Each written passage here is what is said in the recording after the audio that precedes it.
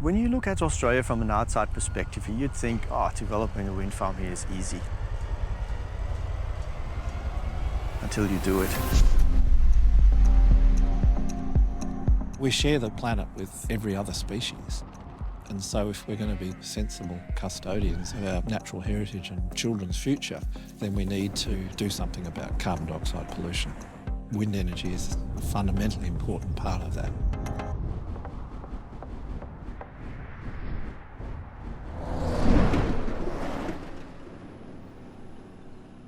When I was a student back in Germany, there was a lot of controversy around the use of nuclear power. And just protesting against something doesn't cut it. You need to become part of the solution. And so when I then did wind energy courses as part of my degree, and it really fascinated me. I had the opportunity to get involved in wind farms.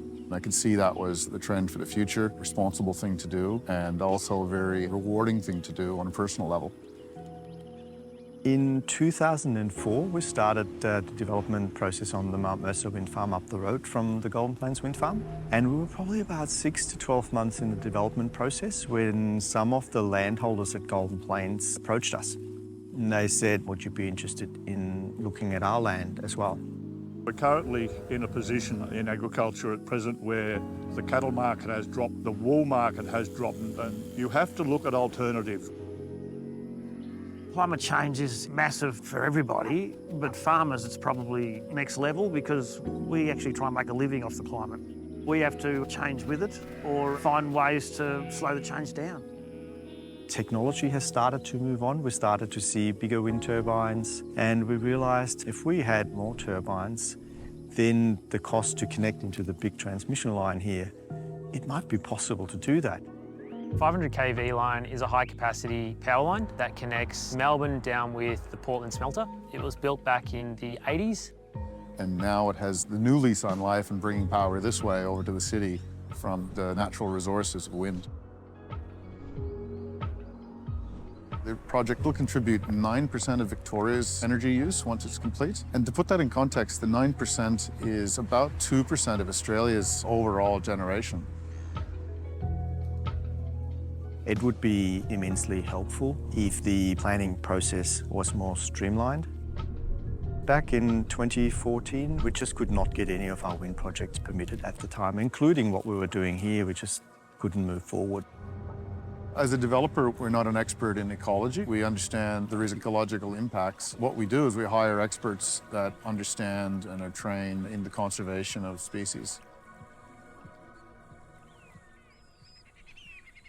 We've been involved in the Golden Plains Wind Farm project since 2016, assisting them to comply with the biodiversity regulations that are put in place to protect the wildlife and the ecosystems that we so value.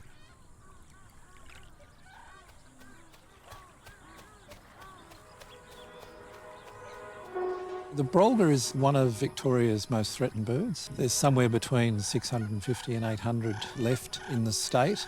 They're particularly concentrated in southwestern Victoria, where the Golden Plains wind farm is also located. There were probably thousands of brolgas once across the wetland areas of Victoria, but because Victoria is so intensely settled and so intensely farmed and developed, a lot of the wetlands have been drained, and now the brolga is confined mostly to this southwestern corner of the state.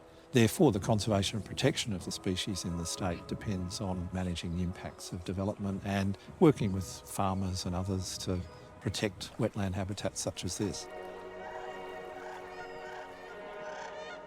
We need to prepare a brolga compensation management plan. It's a commitment by the project to mitigate all of the potential impacts that the wind farm might have on the brolga community. And that's a super important obligation that we take really seriously. Government guidelines set an objective of zero net loss from the Victorian brolga population. So a brolga compensation plan then becomes a condition of a project's approval.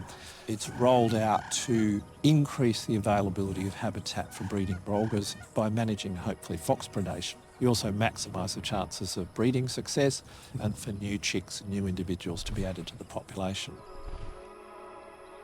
The original layout was a 228 turbine layout, but came with a restriction on turbines in what's known as the brolga breeding area. In that brolga breeding area was approximately 60 turbines that were required to be relocated as part of the planning approval. The most effective way that you can avoid a wind farm or wind turbines having an impact on flying wildlife, such as birds and bats, is not to put turbines in the wrong place to begin with. So turbine-free buffers that encompass sensitive habitats is a good model for managing the impacts of wind farms on biodiversity. I like to look at it in a macro and a micro view. At a macro level, we've got climate change, and at a micro level, we've got the local ecosystem where projects are being built. And I think it's about striking the balance between both of those two items. We need to make sure that we're delivering on big projects so that we can have a big impact on the macro issues, but we also need to make sure that we're looking after the micro issues where each of the projects are being located. Without stronger government regulation, with more detailed guidelines, species by species, we're not going to halt the extinction crisis. And that sits firmly in the hands of government.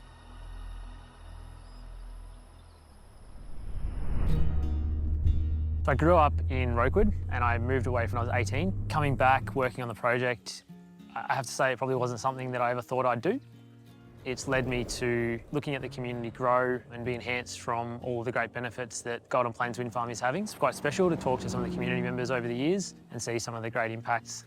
I've been very impressed with the way that TAG and West Wind have tried to bring all the community on board. It was made very clear that it's not their project, it's not the farmers' project. If the community aren't on board, then there is no project. We had ownership of the program to a certain extent, or to a big extent, and that was important to us. That money allows us to do the work on the native grasslands. It allows us to manage the wetlands better. We negotiated with West Wind about a community fund that would be set up, and that's an enormous benefit for the small country towns such as Rokewood. As farmers, we couldn't ask for any more.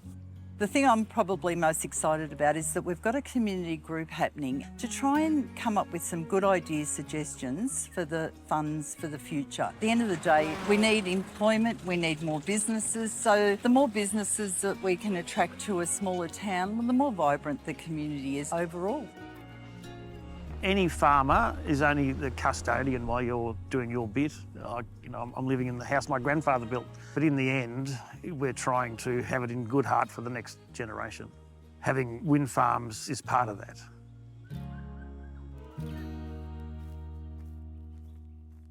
It's really important that we move from fossil fuels. The science has been really well established that fossil fuels have been a productive and useful form of energy to advance the world over the last 100 years.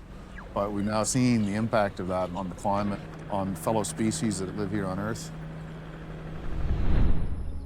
But more importantly, before they run out, they're going to destroy a lot of the ecosystems that we all love to enjoy. In an ideal world, Australia would have planned its transition away from fossil fuels much earlier. What we're faced with now is the rapid closure over the next decade of major coal-fired power stations without any preparation really having been done. And a mad rush, therefore, to fill the generating capacity with renewable energy. And so there's a huge pressure on at the moment to get wind farms in there, otherwise we face blackouts. It's important that we look after nature because nature looks after us.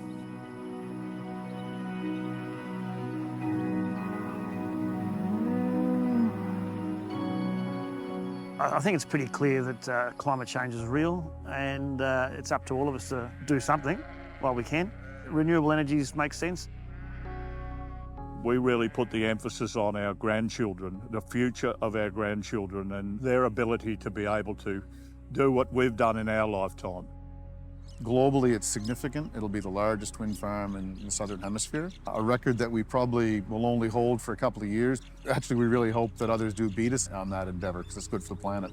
I think the renewable energy industry now has a really big challenge at its hand, having gone for quite some time in order to achieve what we now set out to achieve. We have to go a lot harder, we have to do a lot more. And that means it's not just the renewable energy industry that need to contribute, it's the regulators, it's government. It is a huge societal effort. And I'm excited working in the renewable energy industry. I think it's a necessity that we exploit renewables to protect the planet for our future generations. In 30 years' time, we won't be wondering if it was a good or a bad thing to do. We'll be doing it again and again in perpetuity because the wind will always be there.